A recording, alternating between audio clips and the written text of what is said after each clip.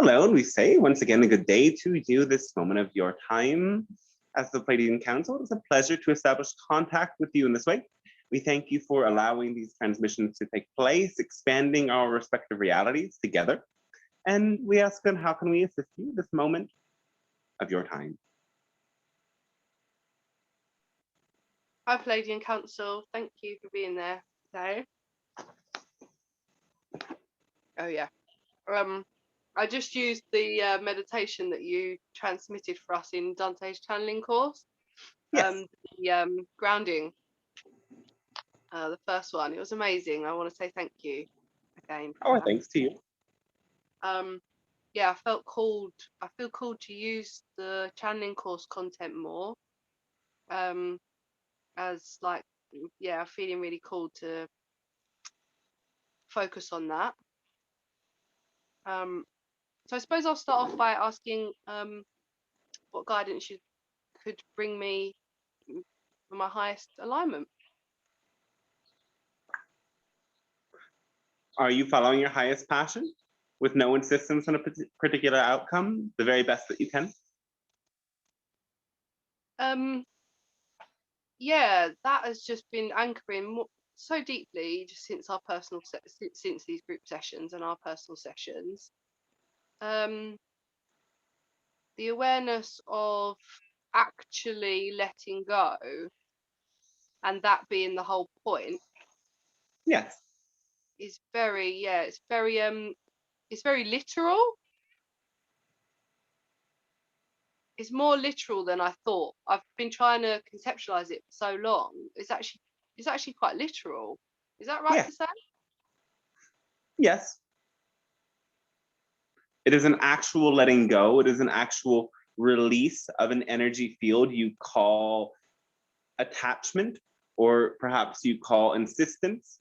Though when, again, you let this field go and drop into a greater openness to all potentiality, to all possibilities, your whole field shifts.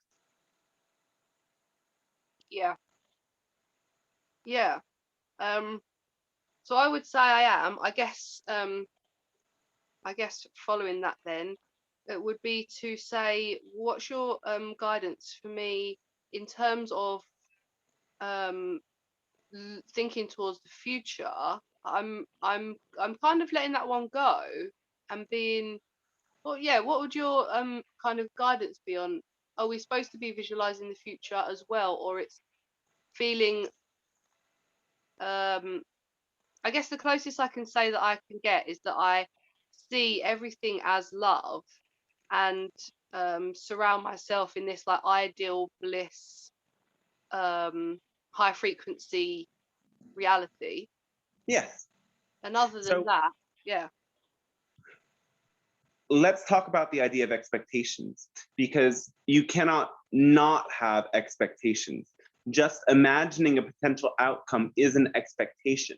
So what gets in your way is not your expectations or your hopes or your dreams, but is your insistence that the fulfillment of said hopes and dreams or manifestation prayers is the only way to get happiness, fulfillment, satisfaction, or success, or any other created concept or identification.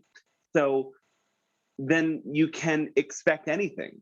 You can think about the future all you want. And doing so is helpful when it allows you to expand into a state of hopefulness, joyfulness, positive focus in any way, and understand that that emotional state and the field it generates is then attracting positive things into your life. Why insistence and attachment gets in the way is because you stop being aware of other potential things and manifestations and connections that match the same frequency of joy, happiness, positive energy in any way.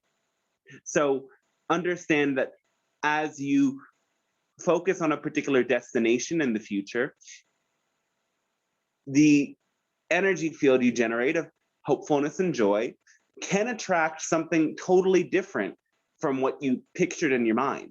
And that's why you have to be open to that, so that you can veer from the path that you projected onto a path that is more clear. Just in the same way that perhaps even you have hiked a trail leading up a mountain many times, but the path that you have gone up before is now obstructed by trees that have fallen. But if you insist that you must go up that path, you also create more difficulties. Whereas you didn't know of a different path that leads you to the same destination and perhaps has better viewpoints along the way. So be open to changes in your trajectory. And yes, you can experience the future all you want in the present moment. So understand that as well, that what you are doing when you are daydreaming or visioning or creating vision boards or using any of these tools or permission slips is experiencing your present projection of the future. And your present is what is most important. So these tools are then ways that you shape your present moment in positive ways that you feel productive, aligned, joyful, hopeful, and centered on what your real goals are, and also open to all of the forks in the road and all of the changes that the universe brings, trusting that there's a higher part of you organizing the path for you to get to the top of the mountain or whatever your destination may be. Amazing. Amazing. Thank you so much. Yes, our thanks to you. Totally genius, as always. I'll pass the mic to Mike and see how you are, Mike.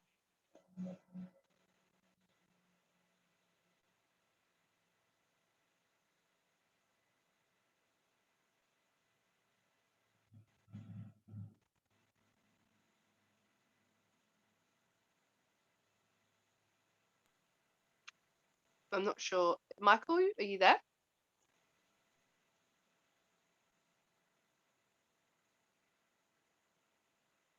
Maybe not. He maybe it's his microphone, so I'll carry on. Just jump in whenever you want, Mike. Okay, amazing. So now that I'm sitting in this new space after the guidance that you've been providing, it's given me so much more clarity of feeling hopeful, and the letting go. Would it be? I find it kind of like there's this human part of me wanting to ask for guidance on like timings in my life, and then there's this other part of me feeling a bit um of a faker for asking a question like that, and then there's this other part of me saying, well, just ask. There's nothing, like, the worst that can happen is that they say nothing. So I guess I'm just going to ask and then see what comes out. That in terms of me working with like my working, as far as I'm aware, I'm going to be working with a specific collective and bringing through information from a parallel me that's already channeled the work. And I was just wondering if you can sense into any of that, or if we could talk about that. Yes, have you already connected with this collective consciousness? Well, I feel that I'm still, kind of flirting with the idea and waiting as if there's going to be this big lightning bolt, rather than being consistent with sitting and processing. Have you invited this particular consciousness to connect with you? I suppose this would be helpful for you. Yeah. Okay, I see what I've been doing. I've been expecting it to come all of a sudden rather Yes. than. Mm, So you must meet us or any being halfway. So set the intention to meet a particular group, consciousness, or a particular version of yourself, and use the tools that you know, such as the trance states, the conscious states in some way, to tap into these other realities, perhaps even doing medicine work, vision work, to experience that connection. And then after making initial connections, meditate every day and actually invite the consciousness in, and again speak their message out loud, recording yourself so that the transmission comes through. Again, do not wait, simply open yourself and co-create, trusting that this connection is already present, if you can even imagine that this connection might exist. mm, yeah, yeah, that's so crucial. Thank you. Oh, I've been waiting. Bloody, it's been, yeah, obviously I'm just waiting, and that's not okay. Yeah, that's incredible. Yeah. Um, okay. Would you say that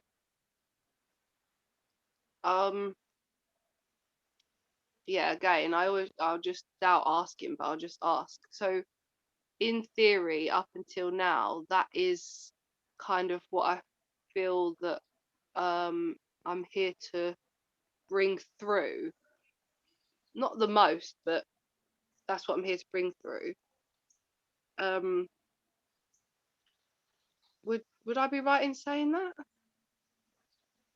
Is there any way you can make your sound a bit louder? I can just talk louder. Is that okay? That is a bit better for us, yes. Okay. Um, yeah, as far as I can tell, that's the body of work that I'm here to channel. Um, but I mean, this is this has kind of been passed on from Sendrine and the Arcurians. If you care to speak about that at all. Well, you already understand your connection to this group of beings, yes? Well, I can't say fully. No. They are in the being that you are intending to connect with is a parallel version of yourself, your soul, in another form. They exist in a non-physical reality. They can attune to the consciousness in many dimensions. They are supporting you in fine-tuning your energy field and reprogramming certain patterns. So many of the details you cannot fully fill in or grasp with your limited human consciousness, and that is why, again, surrendering to the process of channeling and allowing the information to come through in the way that it comes through is most helpful. Yeah. Have you practiced channeling this entity? Only when the information first came to me. As I say, I've just been putting it off, thinking it was all of a sudden just going to come flooding into me. Yes. So it might happen that way when you set aside the time to do it. And even more potently is when you connect with others who need a particular frequency from this being and channel for them, you might find that more information comes through. Mm. Mm. Okay. Okay, that's like very clear to me. Do you feel like there's anything else you want to add on that to assist me?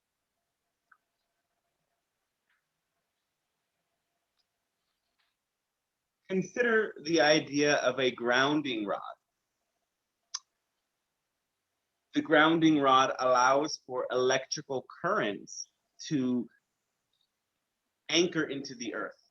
And in fact, the electrical currents are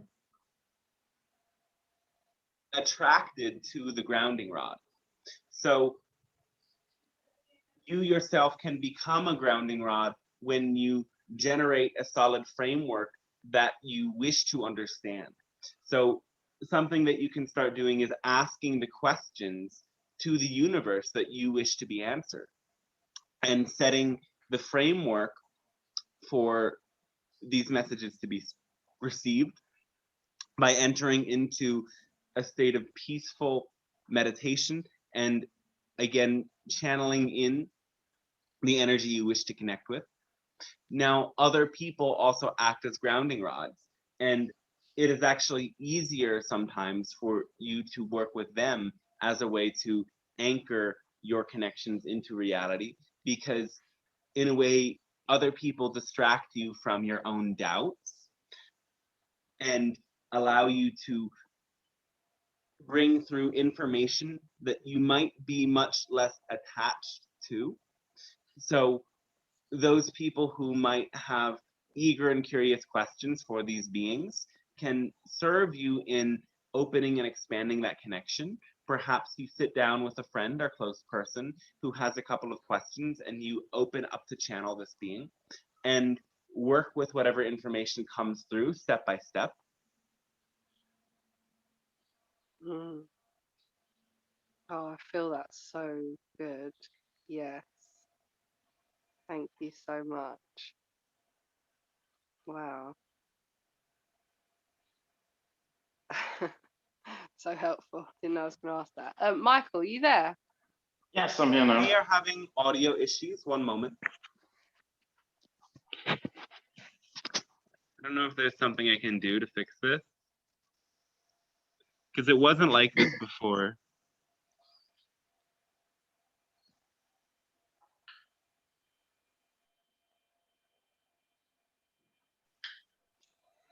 Can you try talking again? Yeah, can you hear me? Yeah. Emily, can you try as well? Hola, hola. Okay, that fixed it. All right, let us continue. All right, I have a couple of questions. And first of all, I want to thank you for the last two sessions we've had like this. It's been absolutely amazing.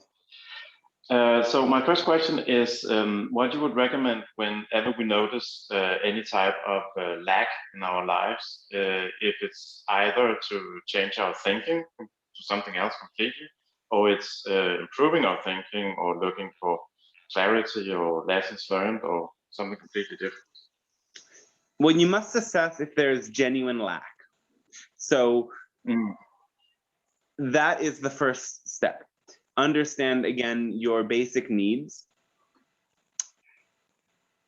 Your most basic needs, again, begin with breath, with water, sleep, food, shelter, relationship, and self-expression. Now, your needs also extend into the need for security, the need for novelty as aspects of your self-expression.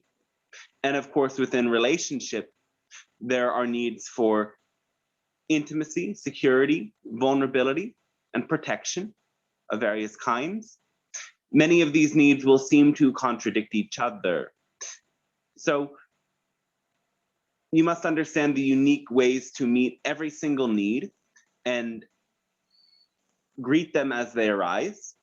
So if you feel as if you lack perhaps loving connection, then you need to look at perhaps maybe loving connection is being fulfilled in many ways with many individuals, but not in the specific way that you want with a particular person. So then you must, again, expand the idea of what you actually need and fine-tune your understanding so that you can, again, meet those needs without allowing your attachment to the needs being met in the specific ways that you want, truly panning out. Now, many of you can think that you lack resources, and this need is, again, real. You need abundance, and abundance is the ability to do what you need to do when you need to do it. So first of all, you must understand that sometimes what you think you need in order to get somewhere is not everything you actually need.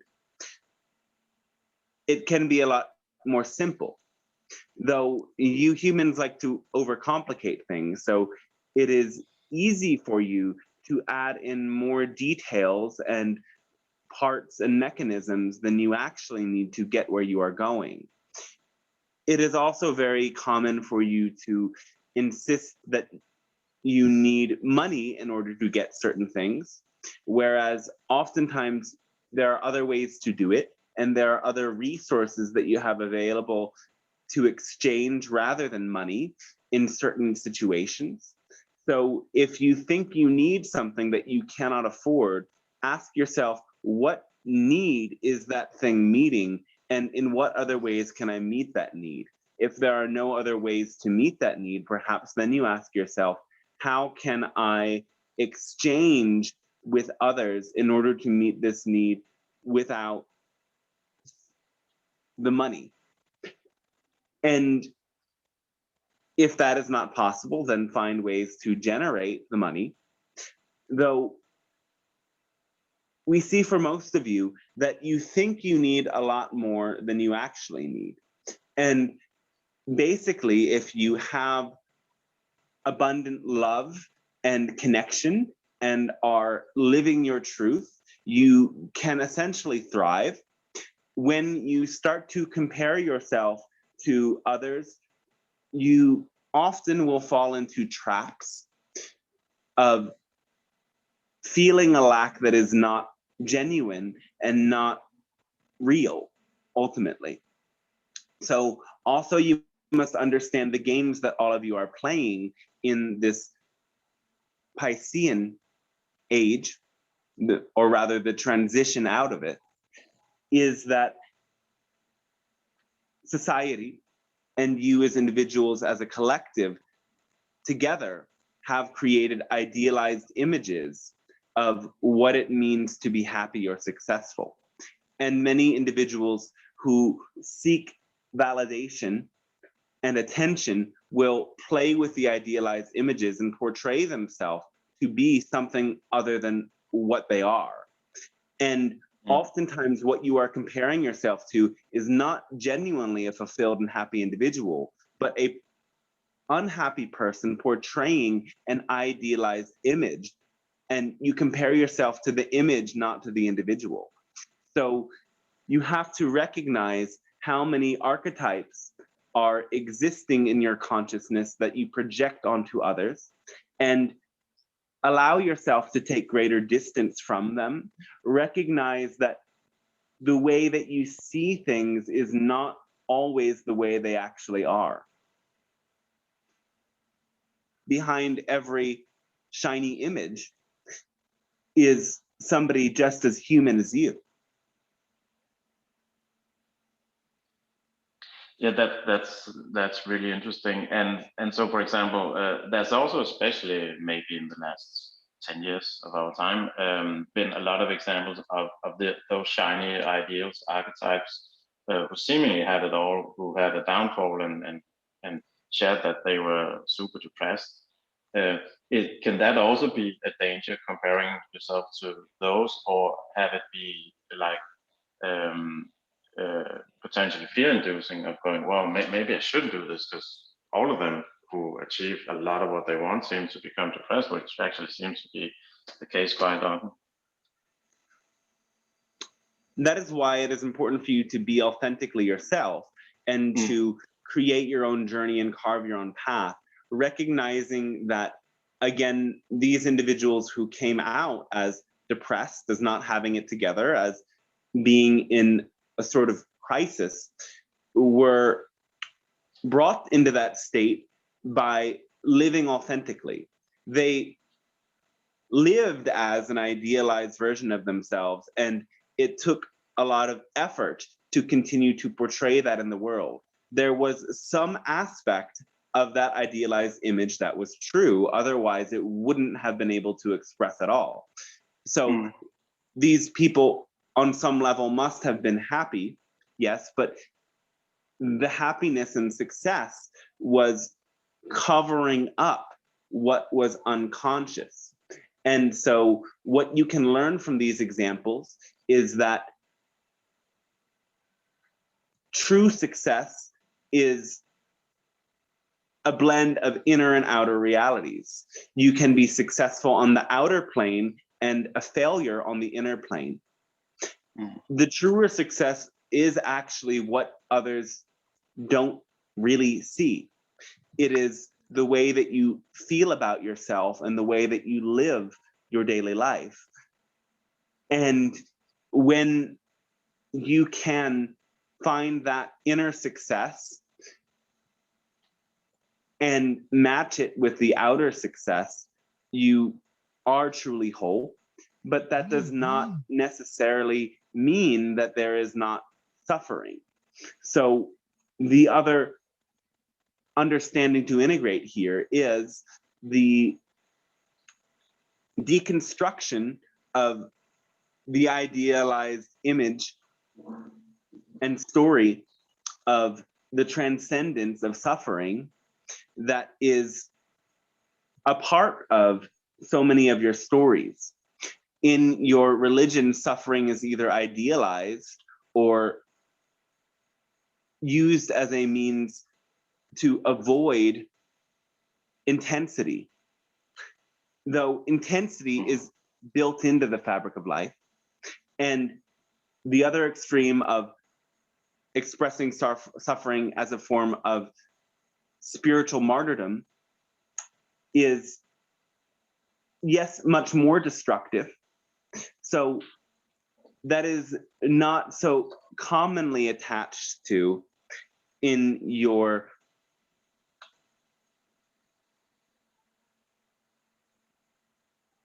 present, you could say, spiritual or conscious communities and cultures, but rather the idea that your relationship to suffering means something about you as an individual, and your worth is a story that is deeply etched into the subliminal scripts that are behind so many of the stories that you read.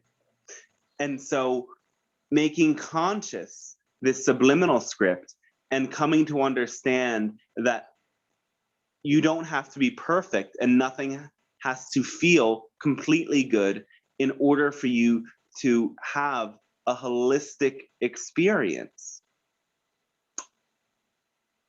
will help you truly integrate and go beyond the drama that plays out often in your world.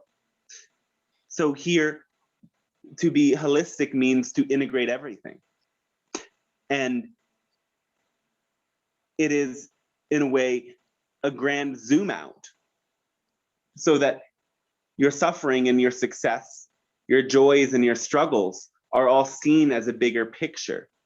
And you are able to not just focus on the aspects you enjoy or not merely focus on the aspects you don't enjoy.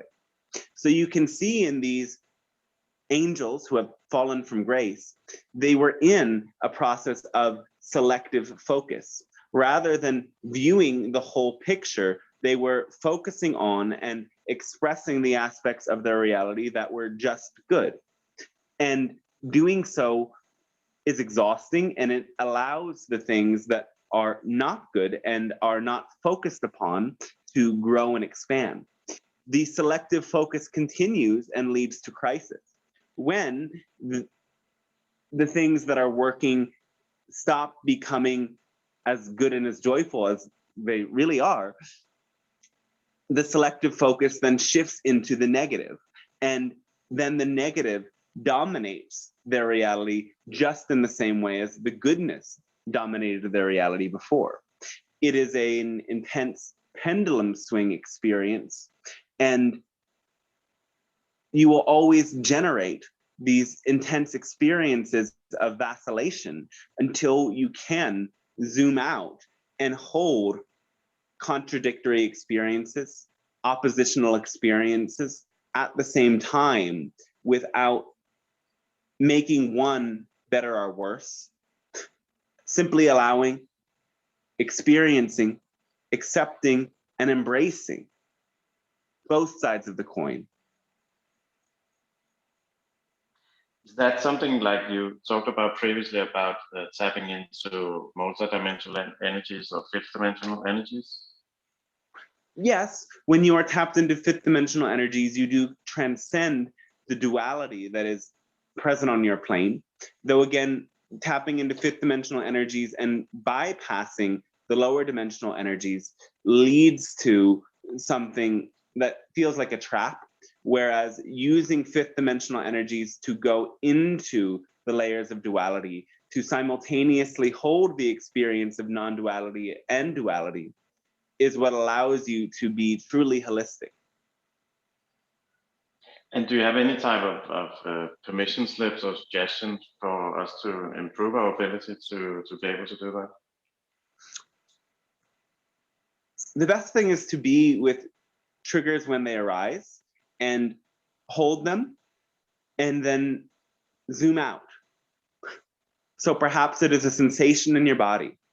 You may be feeling the intensity of that sensation, but then without making that sensation go away, bring your awareness into a part of your body that doesn't hurt, and bring your awareness into the entire body that you inhabit.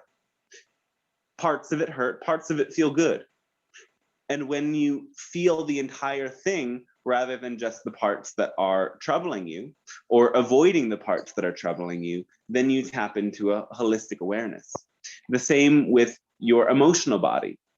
You may be feeling very triggered about one manifestation or one relationship or one seeming failure. And you can hold that as real and true, but zoom out. There are things that you are happy about. There are things that you take for granted that really make you content. Can you feel all of them at the same time? Can you hold the joy, the contentment, the sadness, and the frustration all together as one big human experience, rather than just focusing on one aspect or another aspect? And the more that you are able to hold all that you are experiencing at once, the less you will find yourself being absorbed by a trigger or being absorbed by a even positive trigger. Understanding that going fully into the positive leads to what you call in your world mania. And mania then leads back into depression. It is the back and forth swing that neither of these extremes are really that helpful, because they will always lead to the other. But when you are able to hold, again, the positivity and the negativity at the same time, you generate a third thing, which is neutrality. And neutrality then allows you to experience everything at once. Because again, it is all one thing. There is no past and future. It is all now. So I'm curious, when you mentioned failure and you also mentioned forgiveness, I thought a lot about in terms of how necessary forgiveness is for us, and especially comparing it to the sort of the thought that we're always doing the best we can with the resources we have available. So I'm curious with your perspective of how useful or necessary forgiveness is, or what sort of the energy behind that.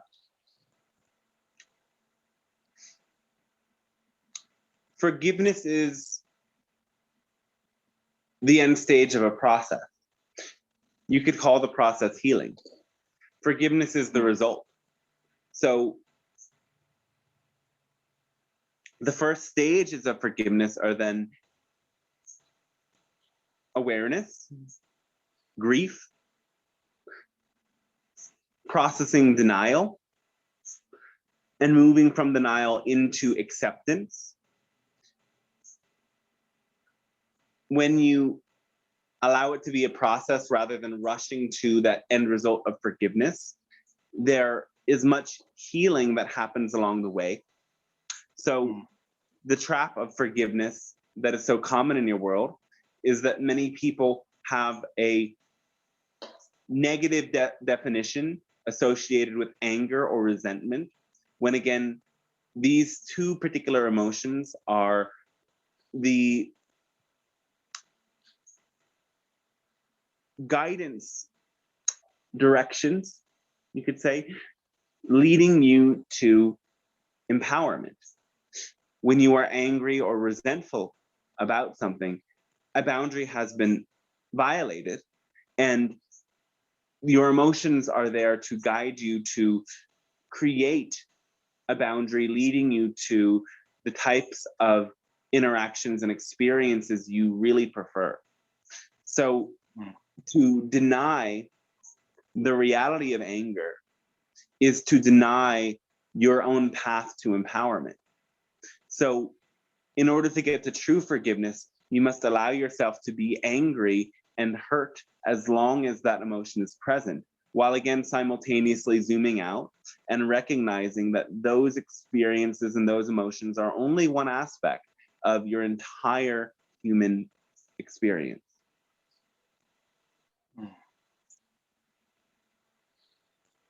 Yeah, that makes a lot of sense. So final question for now, also with forgiveness. There's this, I think it's called a prayer. I think it stems from Hawaii, called Hoponopono, that says, I'm sorry, please forgive me, thank you, and I love you. Well, and it always rubbed me a little bit the wrong way, and maybe that's because it maybe tries to bypass the process that you just described. So I'm curious what your read is on the energy of that prayer specifically.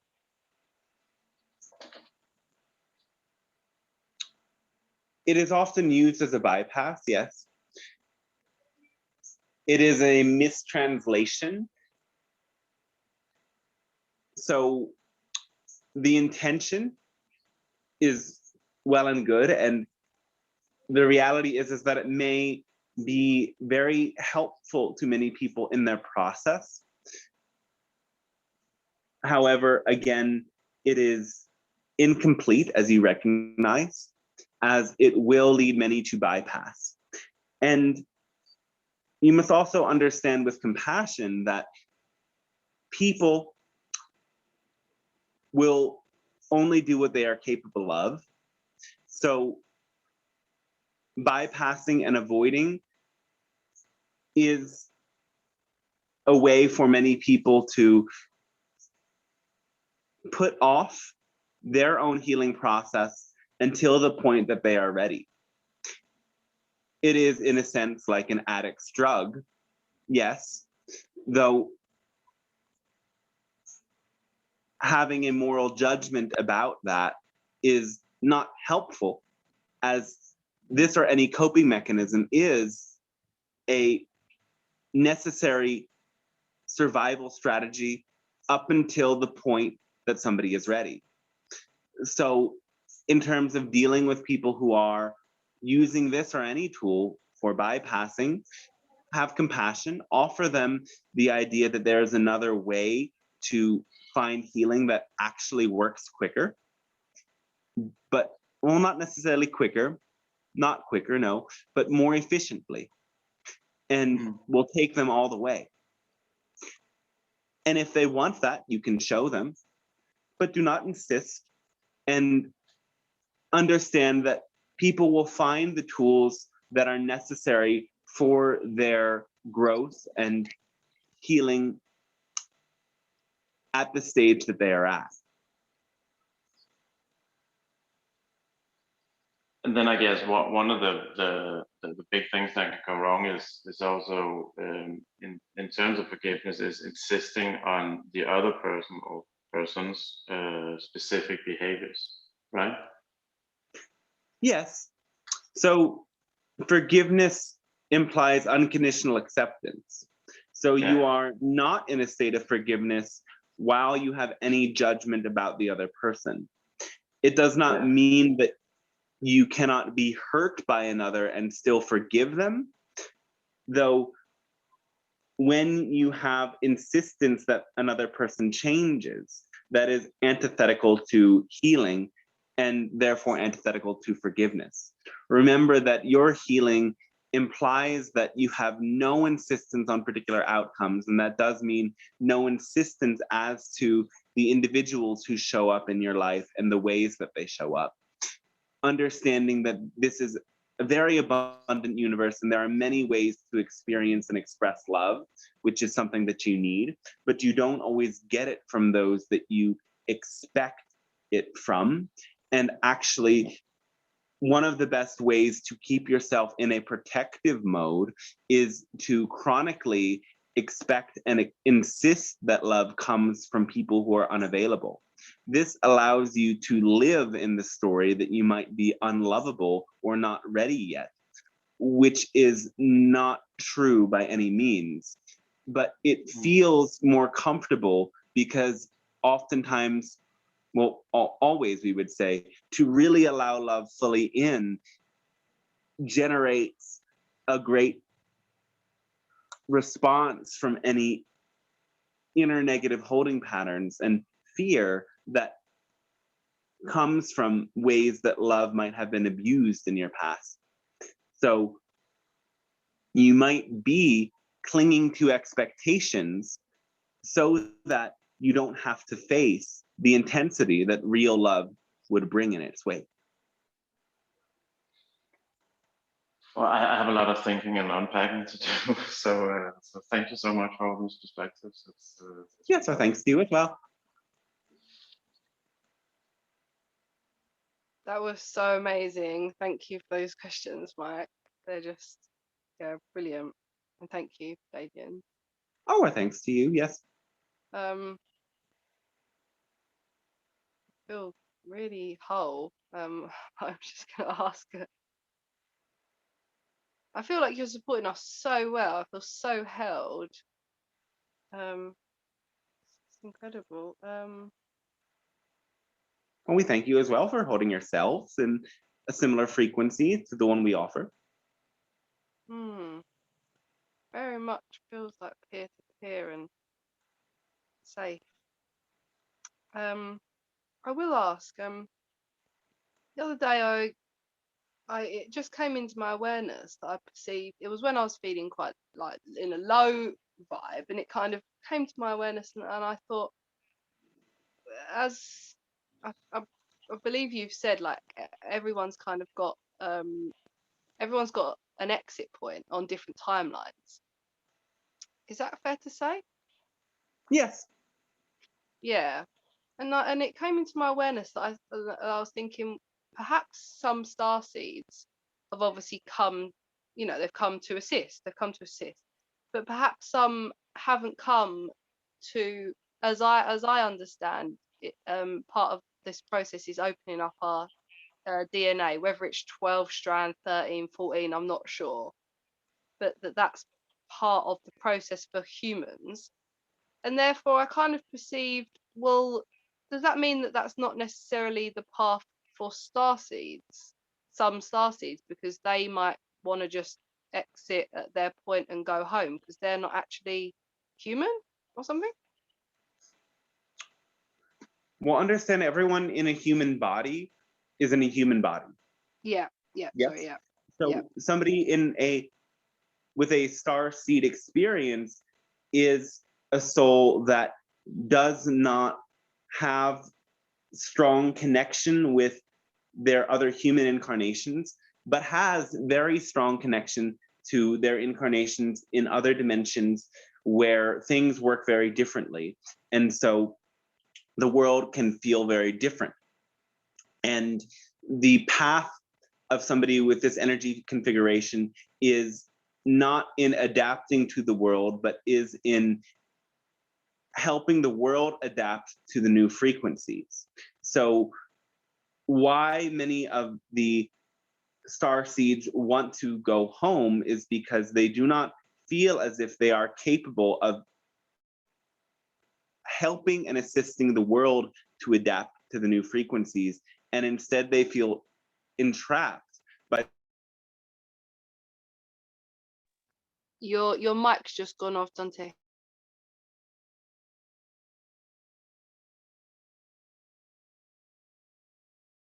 Yep.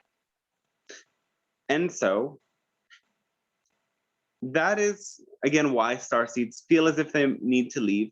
They do not yet believe they can change the world, which they have come here to do. So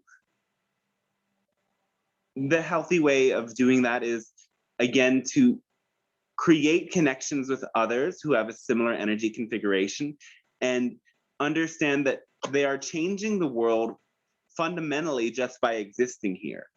They don't need to do something so big and grand, though of course it would be wonderful if they did. Just by existing and holding their frequency, star seeds are changing the world. And you can support yourself in adapting to the world again by living in ways that support your own growth and feel happy, resonant, and like home to you. So again, these starseed beings will not feel satisfied working a regular job or having normal relationships. And they must find ways to do things differently, to heal in all of the ways that support them in feeling grounded, centered, and at home on Earth. If starseeds wish to leave, or if anyone chooses to leave and exit, again, that choice is accepted by Source. It is an unfortunate choice, yes, though actually in your times, many people will choose to leave because they are incapable of adapting to the rapid changes happening.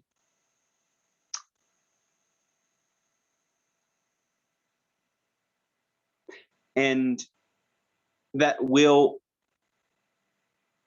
at times feel very frightening and confront so many of you with your fear of death. And that is why reframing what death is helpful. Recognizing again, death is a birth into spirit. Death is a beginning of your new spiritual experience and dimensions beyond. So it is sad for those who are living, but mostly a release and a beginning for those who depart. Your grief is welcome, your grief is helpful, and your grief shows you through time that there are no endings that are not beginnings, and there are only cycles of growth and transformation. Thank you. That was so beautiful and so clear. Help a lot of people. And would I be right in, well, could I ask your view on the truth that the path is humanity activating 12 plus DNA? Well, the 12 plus DNA is, in a sense, metaphorical. So you do have in your human biology 2 strands of DNA,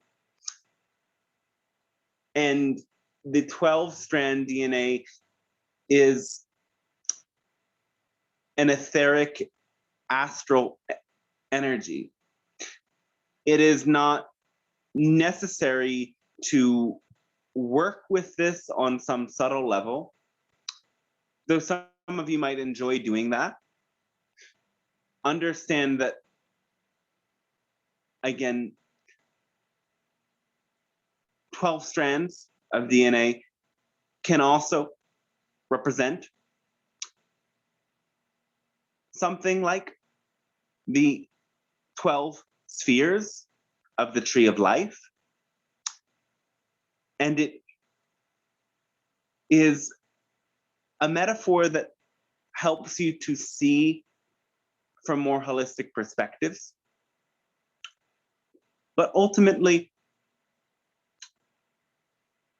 you don't need to worry about that concept so much. Okay, that's really interesting. Okay. I'll just ask one more question. It's 5 to the hour. Just see. I'll ask your view on when the Arcurians performed cosmic surgery on me by inserting the double helix. What's your take on that? What does that symbol represent to you? It represents to me next level of human, neo-human. Yes. Yes, that is one aspect of it that you can personally continue to investigate and remember. Also, remember the genes, the DNA is your intelligence and your adaptation and the way that patterns progress over time. So understand that your DNA is always changing and evolving. And this symbol can also be a point in the direction of evolution, that everything you do is changing your DNA, and everything you take into your body and every energy exchange with others is also changing your DNA. So getting in contact with this DNA and learning that you can actually interact with it, that your thoughts and your relationship with yourself can change your DNA. You can actually enter into certain peak state experiences where you reprogram your genes themselves. And this is, in a sense, the path of the healer, and also why this symbol, the caduceus, represented by two serpents interweaving, existed long before science presented the double helix model to you. To heal is to interact with your DNA and change it. And every time you have healed, your DNA has changed. And it is a matter of really making that conscious. Yeah, this is incredible content. Thank you. Would you say that like Sandra Waters? Absolutely. Thank you so much for so much clarity and emotion and realness today. I'll pass the mic to Mike in case he wants to ask anything. Thank you so much. Yes, sir. Thanks to you as well. I am good, complete. The name is so thrilled to be. All right, then our thanks to both of you and all of you who participate in all interactions present on other levels. We thank everyone for allowing your earth plane to change through your relationship to your multidimensional self and all of the incarnations that includes and encompasses. Remember that as you change yourself, you are changing your world, and every moment is an opportunity to become aware of the changes that are happening on cellular levels within your body and within the cosmos. As within, so without. As without, so within. So we thank you for being the change maker time and time again. Our love is with you always, and we wish you a pleasant rest of your day then. Thank you so much. I love you. Ooh. Thank you. You're welcome. Thank you guys. How was that? It was a very different session. It was very like intel. But Yeah. but they're so unique. Yeah. You know, they're so wholesome and they're detailed, but they're like, come on, get back to the point. Don't get distracted. Come on. Yeah. You know, love yourself. Super cool. Yeah. This was really, really intense and deep. Dare I say it, almost as deep as I've ever experienced it during any type of channeling session. Like, I think I need to listen to this 10 times and obviously transcribe because there's lots to unpack. Amazing. It felt particularly deep. I had a pretty good high going through that. Like my brain is like so clear now. Yes. I was wondering that. Like vibrating. I don't know. Like I always get that with channeling. Like my brain is like buzzing and like sometimes I see like strobing lights and colors in my head and all sorts of things. But yeah, very like clear, active connection today. That's how it feels. Definitely. Yeah. You feel that too in your head, like listening to the transmissions, like the head space opening, clearing. I feel my spine right now, like. Yeah. It's crazy. Mine's more like spinning, like it's crazy, in a very good way. Yeah. Yeah, that was amazing. Wow. Very interesting. Can't wait to listen to that. How can